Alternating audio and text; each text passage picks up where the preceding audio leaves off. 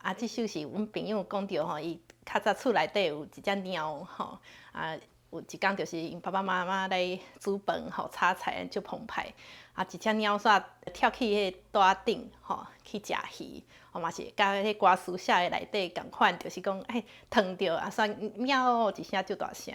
因为这样子会太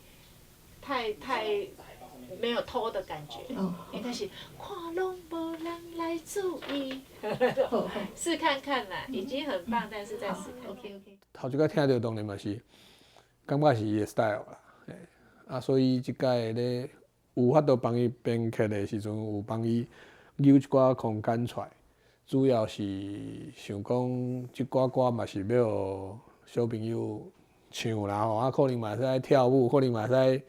唱一寡鸟咧叫啦，或是狗咧叫啦。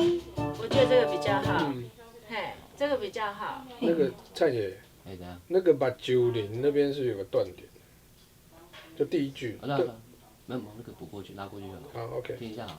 伊的歌是真有画面啊，真古锥啊，咧讲一个鸟头食物件的过程啊，所以就先家己的迄个结构。先有互开啦，无伊本来伊是会精神念歌安尼，就是接情眼安尼，小可甲定排一个空间有较开的安尼，互伊较有通发展。啊，我们跳舞嘛，较有空间通跳舞。你要把它那个猫贪吃，你这头食鱼，要甲迄款贪吃的感觉甲唱出来。嘿，我感觉这条歌是足水足古锥的一条歌，而且佫是大家自细汉。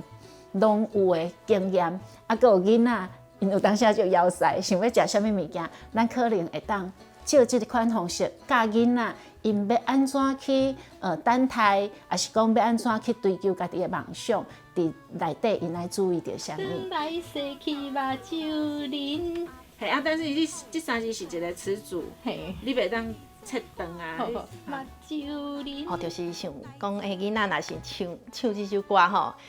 希望妈妈希望讲囡仔会使知影讲吼，伊若是母语是台语吼，学伊的这个台语是最重要的，吼，会使知影讲哦，其实有足侪文理的形容，会使来传达伊生活中真侪代志。